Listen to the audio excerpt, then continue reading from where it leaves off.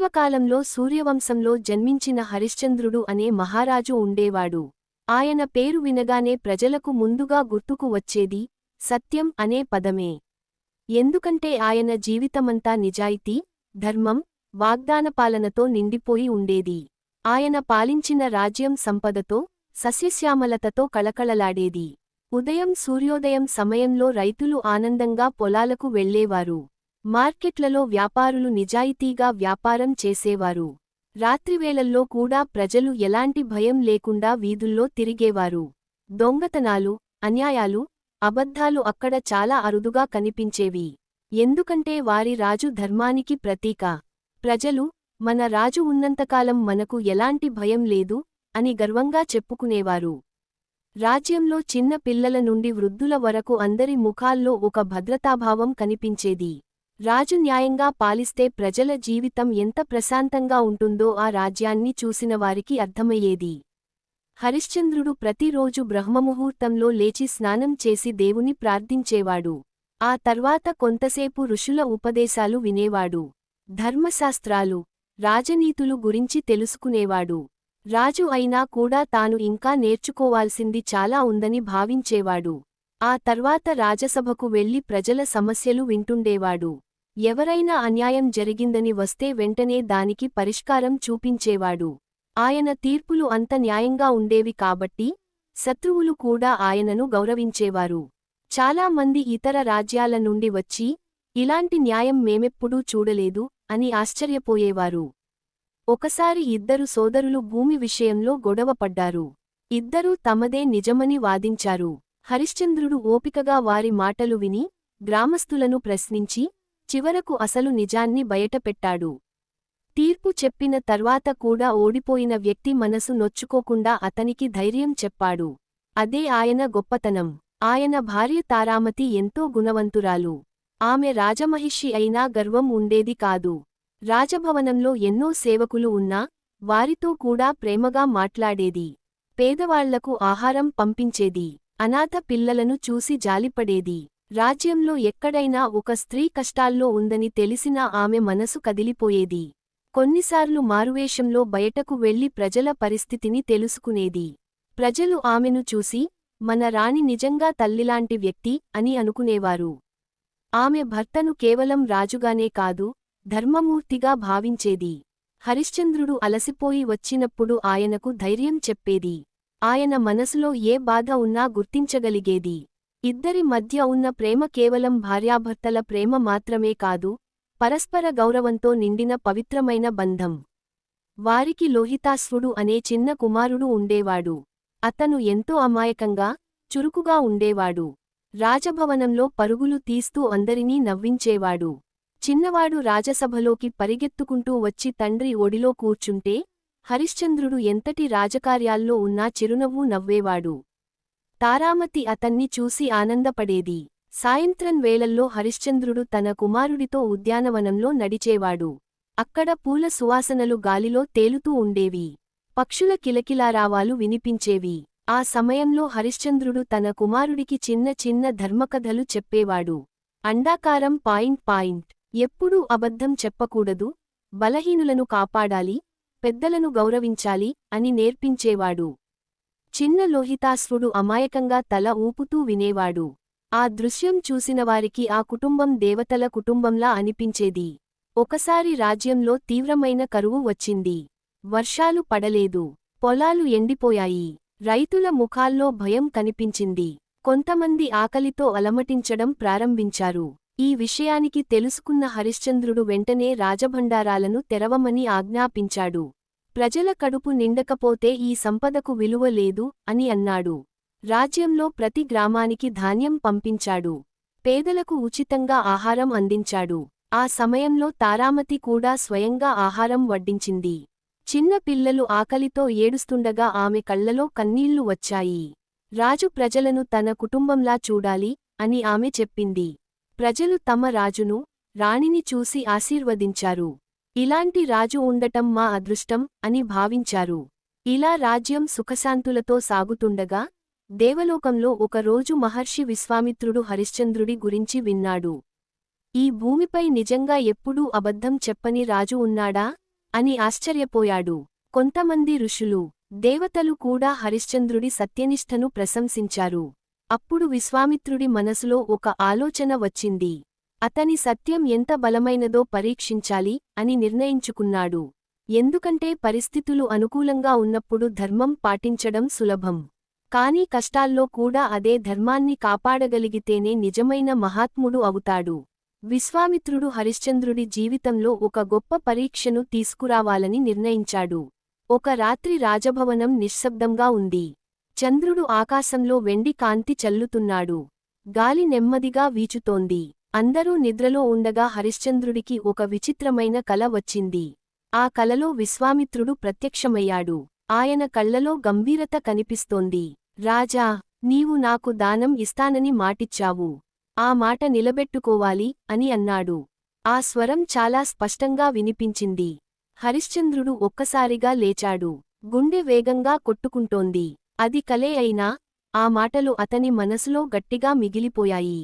చాలాసేపు ఆయనకు మళ్లీ నిద్రపట్టలేదు. ఇది కేవలం కలా, లేక దేవుని సంకేతమా అని ఆలోచించాడు. చివరకు దేవుడి సంకల్పం ఏదైనా ఎదుర్కోవాలని నిర్ణయించుకున్నాడు. మరుసటి ఉదయం రాజసభ ప్రారంభమైంది. సభలో మంత్రులు, సైనికాధికారులు, పండితులు కూర్చున్నారు. అదే సమయంలో సభద్వారం వద్ద ఒక ప్రకాశవంతమైన రూపం కనిపించింది. అది మహర్షి విశ్వామిత్రుడు. ఆయనను చూసి అందరూ గౌరవంతో లేచారు. హరిశ్చంద్రుడు సింహాసనం దిగి వచ్చి నమస్కరించాడు. విశ్వామిత్రుడు ప్రశాంతంగా, రాజా, నిన్న ఇచ్చిన మాట గుర్తుందా అని అడిగాడు. సభ ఒక్కసారిగా నిశ్శబ్దమైంది. హరిశ్చంద్రుడు వెంటనే అర్థం చేసుకున్నాడు, రాత్రి కల నిజమవుతోందని. హరిశ్చంద్రుడు వినయంగా, మహర్షి, నేను ఇచ్చిన మాట ఎప్పటికీ తప్పను.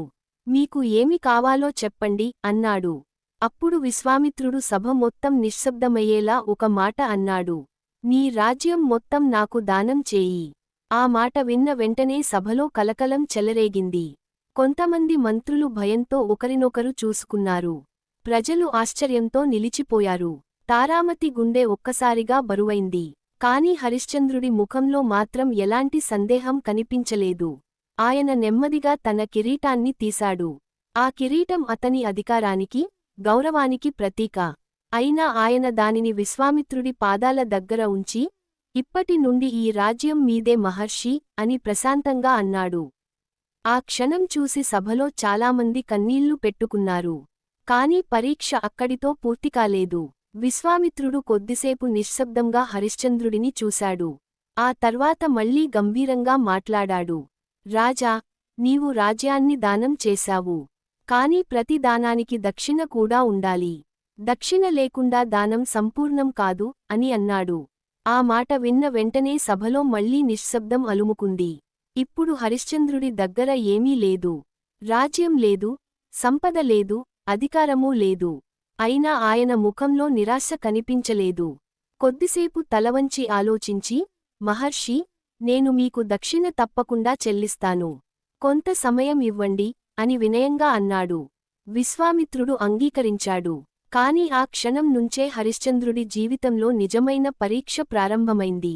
ఆ రోజు హరిశ్చంద్రుడు, తారామతి, చిన్న లోహితాశ్వుడు రాజభవనం విడిచి బయటకు వచ్చారు. అయోధ్య వీధులు విషాదంతో నిండిపోయాయి. ప్రజలు కన్నీళ్లు పెడుతూ వారి వెనకాల నడిచారు. కొంతమంది వృద్ధులు చేతులు జోడించి, మహారాజా, మమ్మల్ని వదిలి వెళ్ళకండి అని వేడుకున్నారు. స్త్రీలు కన్నీళ్లు తుడుచుకుంటూ తారామతిని చూసి విలపించారు. చిన్న పిల్లలు కూడా ఏదో పెద్ద దుఃఖం జరుగుతోందని అర్థం చేసుకుని మౌనంగా నిలబడ్డారు. తారామతి వెనక్కి తిరిగి రాజభవనాన్ని చూసింది. అక్కడ గడిపిన ఎన్నో జ్ఞాపకాలు ఆమె కళ్లముందు తిరిగాయి. చిన్న లోహితాశ్వుడు మాత్రం ఏం జరుగుతుందో పూర్తిగా అర్థం కాక, అమ్మా, మనం మళ్ళీ ఇంటికి వస్తామా అని అడిగాడు. ఆ ప్రశ్న విన్న తారామతి కన్నీళ్లు ఆపుకోలేకపోయింది. వారు అడవులు, గ్రామాలు దాటి నడుస్తూ ముందుకు సాగారు. ఒకప్పుడు రథాలలో ప్రయాణించిన వారు ఇప్పుడు కాలినడకన వెళ్లాల్సి వచ్చింది. పగలు ఎండ మండుతోంది. రాత్రిళ్ళు చలి వణికిస్తోంది. కొన్నిసార్లు ఆకలితో అలసిపోయి చెట్టు కింద విశ్రాంతి తీసుకునేవారు. చిన్న లోహితాశ్వుడు ఆకలితో, అమ్మా, నాకు ఆకలేస్తోంది అని చెప్పినప్పుడు తారామతి గుండె తట్టుకోలేకపోయేది. అయినా ఆమె తన బాధను దాచుకుని కుమారుణ్ణి ఓదార్చేది. హరిశ్చంద్రుడు మాత్రం తన కుటుంబాన్ని ఆ స్థితిలో చూసి లోపల ఎంతో బాధపడేవాడు. కాని నేను మాట తప్పకూడదు అనే సంకల్పమే అతన్ని ముందుకు నడిపించింది. కొన్ని రోజుల తర్వాత వారు కాశీ చేరుకున్నారు. ఆ పవిత్ర నగరంలో జనసంచారం ఎక్కువగా ఉంది.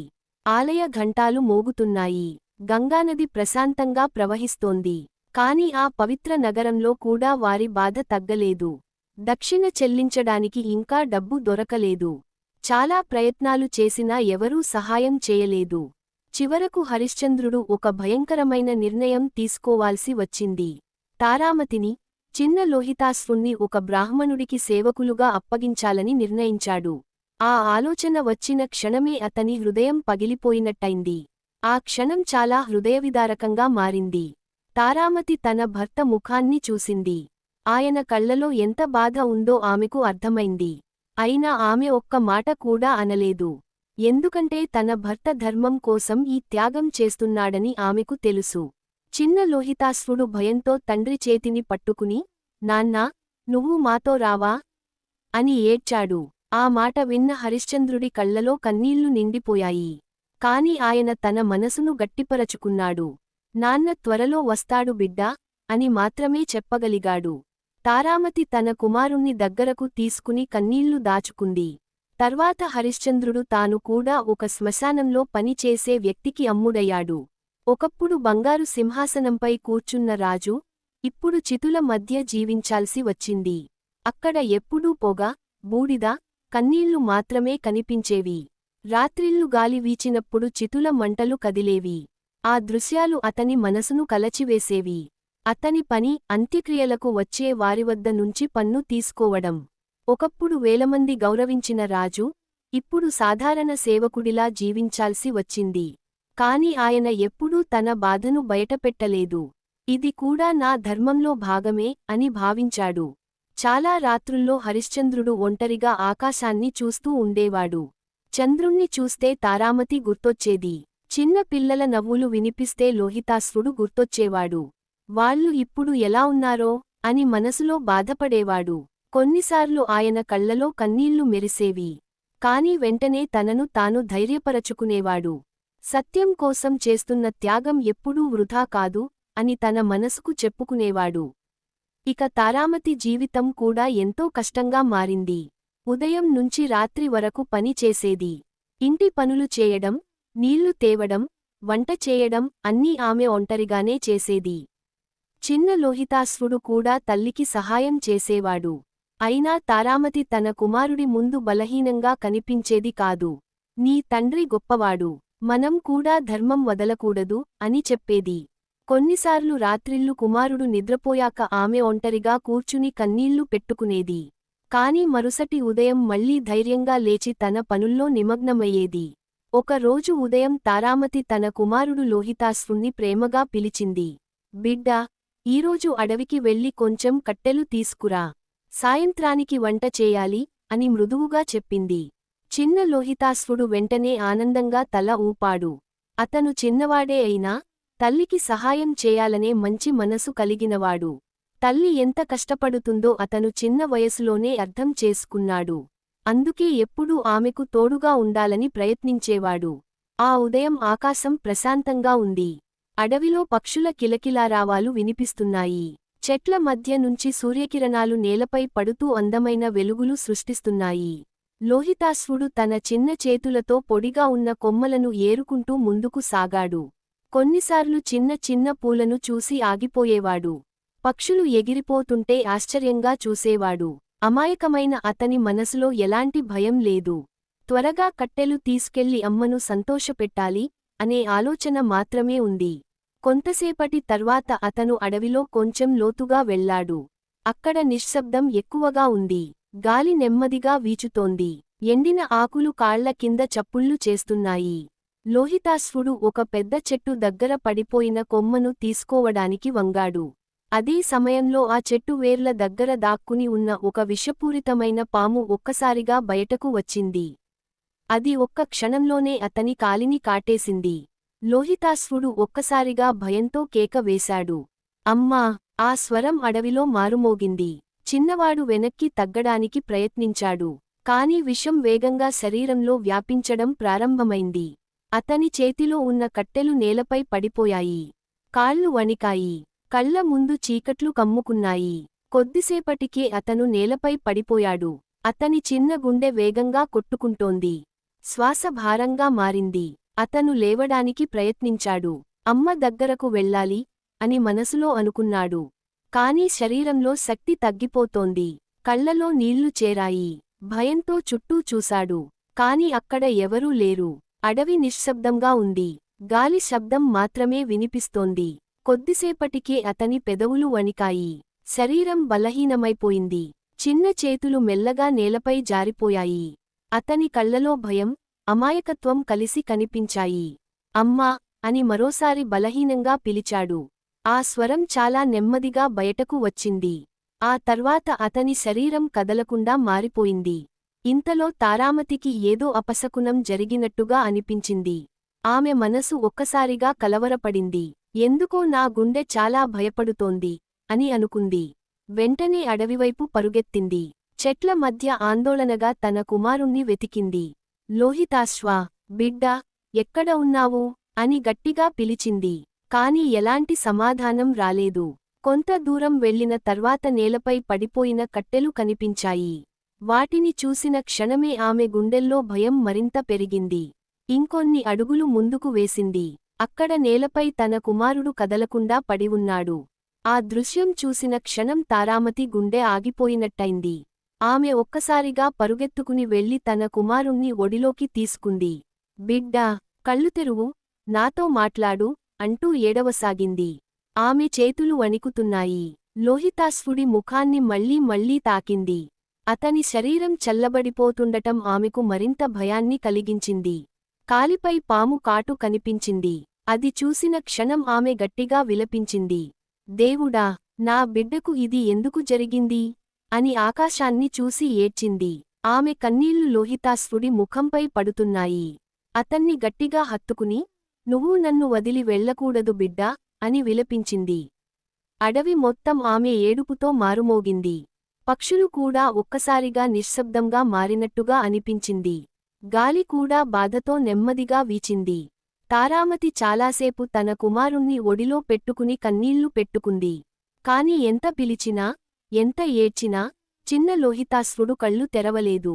ఆ క్షణం ఆమె జీవితంలో అత్యంత బాధాకరమైన క్షణంగా మారిపోయింది.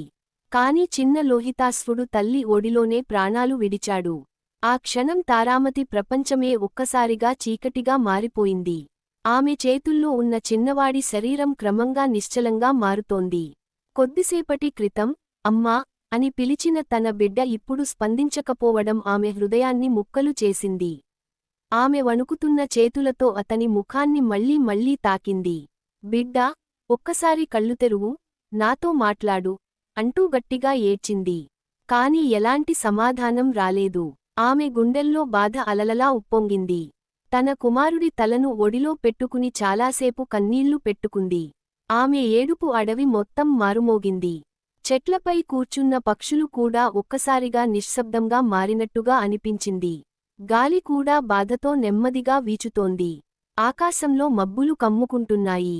తారామతి తన కుమారుడి చిన్న చేతులను గట్టిగా పట్టుకుని, దేవుడా, నా బిడ్డకు ఈ బాధ ఎందుకు ఇచ్చావు అని విలపించింది. ఆమె కన్నీళ్లు లోహితాశ్వుడి ముఖంపై పడుతున్నాయి. కాని చిన్నవాడు కదలలేదు. కొంతసేపటి తర్వాత తారామతి తన మనసును గట్టిపరచుకుంది. నా బిడ్డకు చివరి సంస్కారాలు చేయాలి అని అనుకుంది. ఆలోచన వచ్చిన క్షణమే ఆమె గుండె మరింత భారమైంది. అయినా తల్లి ధర్మం కోసం తన బాధను అంచుకుంది. మెల్లగా తన కుమారుడి శరీరాన్ని చేతుల్లోకి తీసుకుంది. చిన్నవాడి శరీరం ఎంతో తేలికగా అనిపించినా, ఆ బాధ మాత్రం పర్వతంలా భారంగా అనిపించింది. రాత్రి చీకటి క్రమంగా అడవిని కమ్మేసింది. ఆకాశంలో చంద్రుడు కూడా మబ్బుల వెనుక దాగిపోయాడు. దూరంగా గాలి శబ్దం మాత్రమే వినిపిస్తోంది. తారామతి తన కుమారుడి మృతదేహాన్ని ఒడిలో మోసుకుంటూ నెమ్మదిగా శ్మశానవాటిక వైపు నడిచింది. ఆమె కాళ్ళు బలహీనంగా ఉన్నాయి. కాని తల్లి ప్రేమ ఆమెను ముందుకు నడిపిస్తోంది. ప్రతి అడుగులోనూ ఆమె కన్నీళ్లు నేలపై పడుతున్నాయి. శ్మశానానికి చేరుకునే సమయానికి అక్కడి వాతావరణం మరింత భయంకరంగా కనిపించింది. చితుల పొగ, గాలిలో తేలుతోంది. ఎక్కడో దూరంలో మంటలు మసకగా వెలుగుతున్నాయి. గాలి మధ్యలో బూడిద వాసన వ్యాపించింది. ఆ నిశ్శబ్దంలో తారామతి ఏడుపు మాత్రమే స్పష్టంగా వినిపిస్తోంది. అక్కడ పనిచేస్తున్న హరిశ్చంద్రుడు ఆ స్వరం విని ఒక్కసారిగా తలెత్తి చూశాడు. ఆ క్షణం అతని గుండె ఆగిపోయినట్టయింది. తన ఎదుట నిలబడి ఉన్నది తన భార్య. ఆమె చేతుల్లో ఉన్నది తన కుమారుడు. కొద్దిసేపు అతను కదలకుండా నిలిచిపోయాడు. కళ్లలో బాధ అలుముకుంది. గుండెల్లో తుఫాను లేచింది. తన కుమారుడి నిశ్చలమైన ముఖాన్ని చూసిన క్షణం అతని మనసు పూర్తిగా విరిగిపోయింది. ఇది నిజమా అని అతని అంతరంగం కేక వేసింది. కాని వెంటనే అతను తన మనసును అదుపులో పెట్టుకున్నాడు. ఎందుకంటే తన ముందు నిలిచింది కేవలం కుటుంబ బాధ మాత్రమే కాదు, ధర్మపరీక్ష కూడా. తారామతి కన్నీళ్లతో వణుకుతున్న స్వరంలో, స్వామీ, నా కుమారుడికి అంత్యక్రియలు చేయాలి అని చెప్పింది. ఆ మాటలు విన్న హరిశ్చంద్రుడి గుండె ముక్కలైంది. అతను తన కుమారుడిని దగ్గరకు తీసుకుని గట్టిగా ఏడవాలని అనుకున్నాడు. తన భార్యను ఓదార్చాలని అనుకున్నాడు. కాని తన కర్తవ్యాన్ని గుర్తుచేసుకున్నాడు. శ్మశాన నియమం ప్రకారం పన్ను తీసుకోవాలి. అతను గుండె నొప్పిని దాచుకుని, శ్మశాన పన్ను చెల్లించాలి అని గంభీరంగా అన్నాడు. ఆ మాట విన్న తారామతి మరింతగా ఏడ్చింది. నా దగ్గర ఏమీ లేదు స్వామీ అని చేతులు జోడించింది.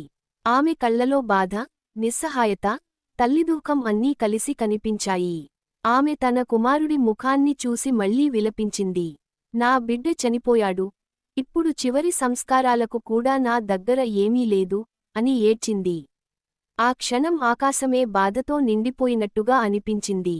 గాలి కూడా నిశ్శబ్దంగా మారింది. చుట్టూ ఉన్న చితిమంటలు కూడా మసకబారినట్టుగా కనిపించాయి. హరిశ్చంద్రుడి కళ్లలో కన్నీళ్లు మెరిసినా, ఆయన తన ధర్మాన్ని విడిచిపెట్టలేదు. చివరకు తారామతి తన మెడలో ఉన్న మంగళసూత్రాన్ని తాకింది.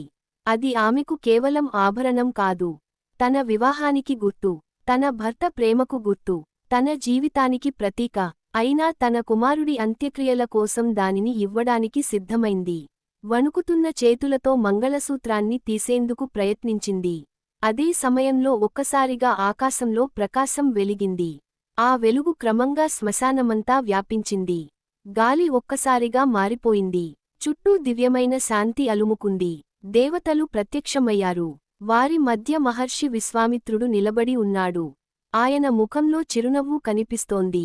రాజా, ఇది నీ సత్యాన్ని పరీక్షించడానికి చేసిన పరీక్ష అని ఆయన గంభీరంగా అన్నాడు. ఆ మాటలు విన్న వెంటనే హరిశ్చంద్రుడు, తారామతి ఆశ్చర్యంతో నిలిచిపోయారు. విశ్వామిత్రుడు ముందుకు వచ్చి, నీవు ఎంతటి కష్టాల్లో ఉన్నా ధర్మాన్ని విడిచిపెట్టలేదు. కుటుంబ బాధ ముందు కూడా సత్యాన్ని వదల్లేదు. అందుకే నీవు మహానుభావుడివి అని అన్నాడు. అప్పుడు దేవేంద్రుడు తన దివ్యశక్తిని ఉపయోగించాడు. ఒక్కసారిగా లోహితాశ్వుడి శరీరంలో కదలిక వచ్చింది. కొద్దిసేపటి తర్వాత చిన్నవాడు మెల్లగా కళ్ళు తెరిచాడు. అమ్మా అని బలహీనంగా పిలిచాడు. ఆ స్వరం విన్న క్షణం తారామతి ఆనందంతో కుమారుణ్ణి గట్టిగా కౌగిలించుకుంది. ఆమె కన్నీళ్లు ఈసారి బాధవల్ల కాదు, ఆనందం వల్ల. హరిశ్చంద్రుడు కూడా ఎన్నాళ్లుగానో తన హృదయంలో దాచుకున్న బాధను బయటపెట్టాడు. తన కుమారుడిని దగ్గరకు తీసుకుని కన్నీళ్లు పెట్టుకున్నాడు. ఆ క్షణం చూసి దేవతలు కూడా సంతోషించారు. దేవతలు హరిశ్చంద్రుడిని ఆశీర్వదిస్తూ, నీ సత్యం యుగయుగాల పాటు ప్రపంచానికి ఆదర్శంగా నిలుస్తుంది అని అన్నారు. విశ్వామిత్రుడు కూడా ఆనందంతో, నీవు నిజంగా మహానుభావుడివి రాజా. సత్యం కోసం నీవు చేసిన త్యాగం ఎన్నటికీ మరచిపోలేనిది అని ప్రశంసించాడు. తర్వాత హరిశ్చంద్రుడు తన రాజ్యాన్ని తిరిగి పొందాడు. కాని ఈసారి అతను మరింత వినయంగా మారాడు. ప్రజలు అతన్ని చూసి మరింత గౌరవించారు. ఎందుకంటే ఇప్పుడు వారు కేవలం ఒక రాజును కాదు, సత్యం కోసం అన్నీ త్యాగం చేసిన మహానుభావుణ్ణి చూస్తున్నారు. ఆయన జీవితాన్ని చూసి అందరూ ఒక గొప్ప విషయానికి నేర్చుకున్నారు. సంపద పోవచ్చు, రాజ్యం పోవచ్చు, శక్తి పోవచ్చు, కానీ సత్యం, ధర్మం ఎప్పటికీ ఓడిపోవు. అందుకే హరిశ్చంద్రుడి పేరు యుగయుగాల పాటు సత్యానికి ప్రతీకగా నిలిచిపోయింది.